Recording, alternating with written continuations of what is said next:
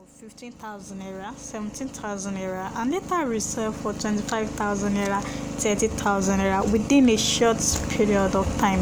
Hello guys, my name is Busola Hazan. I welcome you all to my YouTube channel where I'll be sharing everything with you on how to make money through agric business. But in today's video, we'll be looking into oil palm storage business. Basically, when to store, where to source, how to store, when to sell out, and how to sell it out.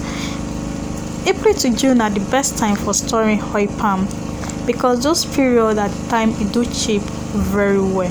You can source your oil palm from different states like Osun State, Ondo State, Edo State, Cross River, Calabar, and Akwa Ibom. In those states, they have a very good oil. Nothing difficult in storing oil palm.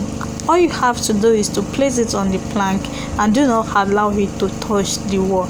But please, by the time you want to get your oil, always go there along with your empty gallon. Don't buy with gallon, go with your empty gallon, able to see contents you want to buy it to sell your oil palm between the months of September to January. Those are the period it do rise, and to sell it out, just take it to the local market near you.